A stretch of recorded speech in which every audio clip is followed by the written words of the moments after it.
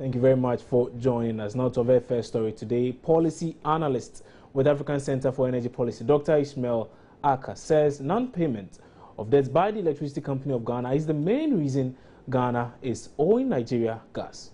He explained that what has become a huge debt could have been managed better. He was speaking earlier on the AM show. Been there for some time now, about 3 years to 4 years. Just that I think it's incremental. I mean, 10 million today, another 5 tomorrow, and we've added them to this. But it is not just Ghana owing Nigeria. I think that the issue is all with them. In fact, the issue is ECG. Nigeria brings the gas through the West African gas pipeline. They sell to VRA. They sell some, VRA also sell some of the gas to Asogli. They produce power and sell to ECG. The essence is that ECG is the official off-taker. So ECG sells the power and they should pay for what was generated. I mean, this is very normal mathematics. However, ECG sells and cannot pay VRA. ECG sells and cannot pay Asogli. And there are two reasons for this. One, the government and several agencies, subvented agencies, they use this power and they don't pay. So I think as of March 2015, the government alone owed ECG 1.2 billion new cedis. Now when you convert this to old cedis, I mean, you add several zeros.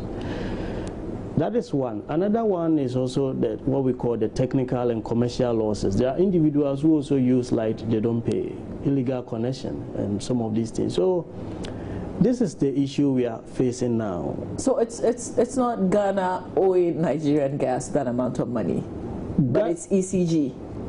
Yeah, Ghana owes Nigeria more like, but what in essence ECG is owing all those amounts. So ECG is owing VRA, the power generators, that amount of money. Yes. And the generators owe Ghana Gas that amount, and Ghana Gas owes Nigeria. It's a chain. So if we want to pay, then ECG should pay VRA and pay Asogli. Asogli has to pay Ghana Gas, and Ghana Gas has West African Gas Pipeline, and they have to also pay Nigeria. Yeah. In the past, I mean, government had subvented a lot of institutions. I mean, bring your bill and we'll pay. And we also have this, ECG is a state-owned company. The government is the only shareholder. So that's our company. It's the normal, it's for government, it's for Ghana. So we use it and we don't pay. And ECG was not going after them. Recently they did that, and I think they've recovered about 10%, 95 million cedis.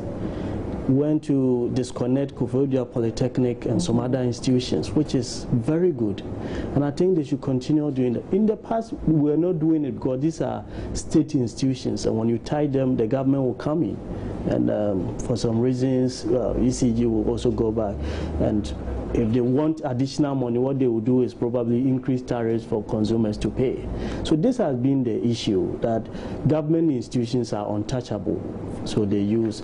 But I think the finance ministry started something, that if they are allocating monies to these institutions, they add a percentage for your utilities. Unfortunately, they get the monies and still don't pay the electricity bill. So I don't know what is happening, but I think ECG should be bold enough to disconnect, whether even if it is the presidential palace, they should disconnect them.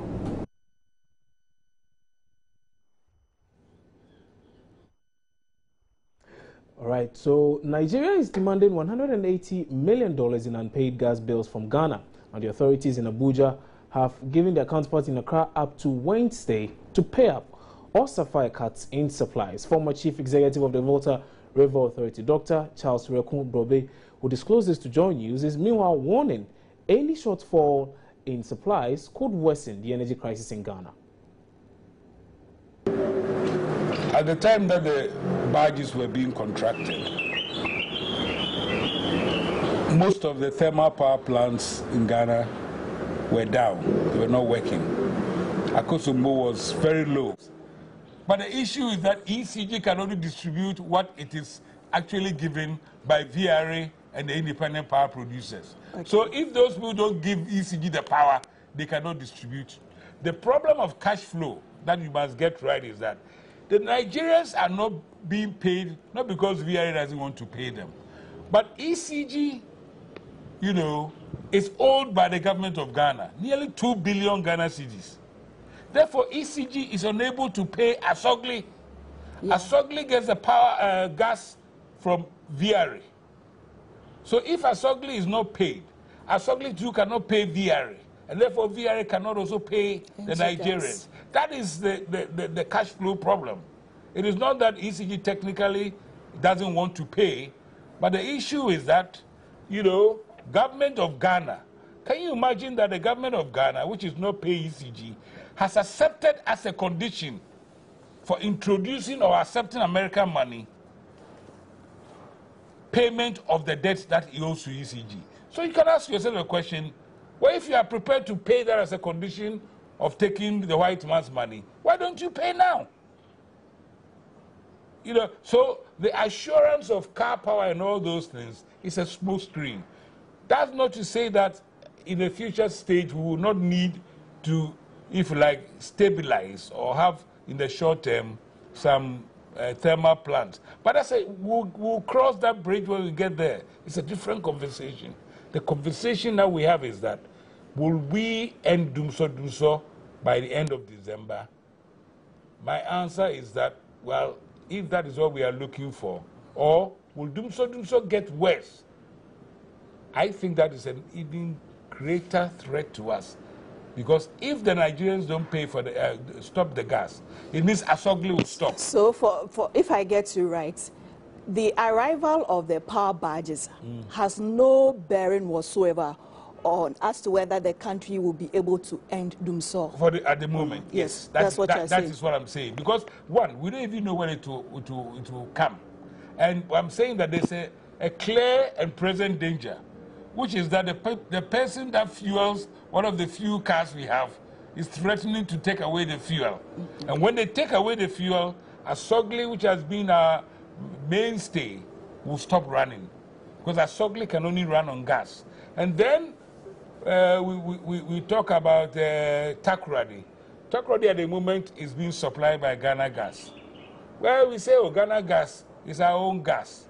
Well, the issue is that Ghana Gas is also owed over $100 million. If you work for Ghana Gas, you are interested in making sure that every month you get paid.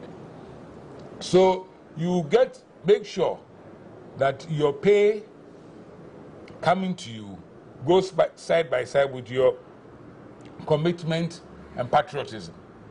If your pay doesn't come because VRA has not paid, very soon the workers will be up in arms. Doc, as part of... Well, away from that now, and yesterday some journalists covering President Mahama's tour of the Western region were involved in an accident. Correspondent William Benjamin Peters was on board the vehicle. He joins us live now for an update of the situation in that region. Benjamin, good morning. Thanks for joining us. How are you doing today? By God's grace, I'm okay. I'm just having some minor things at my back and which, but thank God I'm okay. Okay, so I know we have reported this incident already, but I just want you to just rehash what really happened yesterday. We are picking some information elsewhere that it was actually a car in the convoy that ran into your particular vehicle. How true is that, and what transpired yesterday? Yeah, it's true. Yesterday, we followed His Excellency to Birmingham Court to officially commission the Community Day Senior High School. But we took a decision that after everything, we, the pressmen from the Western region, we were in a separate car. Our car is a Toyota Haze minibus, so we would take the lead. So we took the lead, all right, and upon reaching a community called Biahon, we realized that the presidential convoy was behind us. So we asked our driver to park by the roadside, and he did. But unfortunately, we don't know what happened. He decided suddenly to join the convoy again. So he joined the convoy, and unfortunately, the nearby vehicle, which is a Toyota pickup belonging to the NDC, ran into our vehicle from the rear, and ours also ran into a nearby parked vehicle belonging to one radio station called Radio 360. So that is how the whole thing took place. So you were hit from behind, and then your van, that's the Toyota Haze, also hit another car. Yes, please. Okay. As of now, do we know whether or not there are any casualties? The last time we spoke to you, you mentioned that one reporter from City FM was still in hospital receiving treatment. How far with that? This one, I was trying to reach him, and his phone is off. But the person I spoke to who was with him said the doctors have instructed that particular person I spoke to should go and get some orthopedic pillow for the guy. I think his injury is quite serious. Aside that, I also spoke to the Viasat one cameraman who was also with us, and he's currently at the hospital taking some X-ray, and the rest of us are, complaining of minor pain. But that's the current situation. Okay, so you are saying that the City FM reporter currently has a neck injury, and that he's on what? I didn't get that part really clear. Yeah, he's still on admission at the Christmas Hospital. He has some neck injury. Okay, so he hasn't been discharged yet? No, please, he's still there. Okay, and then you speak of Vasat one cameraman as well, who is currently taking an X-ray. Yes, please. Okay. Tell us about what the police has been saying so far. Have you been able to get in touch with them? Are they going to investigate this in any way? I'm yet to. But yesterday they came to the scene. We were with them at the scene, and one of them even accompanied us to the hospital. But this morning I'm yet to get in touch with them to find out the outcome of their findings. Okay, we are told the regional minister might be meeting with those of you who got involved in that accident. How true is this? And do you have any idea what it is he wants to share with you? I actually don't have an idea whatever he has for us, but one of my guys who was involved called me that the regional minister called him this morning, and they thought we were still on admission at the hospital, so they had wanted to come there, but they will meet all of us, and I don't know whatever they have for us. But until we meet them, I can't say it for now. Okay, all right. Benjamin, many thanks for your time, and I wish you a speedy recovery as well. That's William Benjamin Peters, our correspondent in the Western region, bringing us up to speed on that particular accident involving some journalists from the region who were with the president yesterday and got themselves in an accident. What he tells us is that one person is still in the hospital with another currently having an X-ray to determine the extent of damage. We're taking a break here on News Desk. We'll return shortly with some more. Don't go away.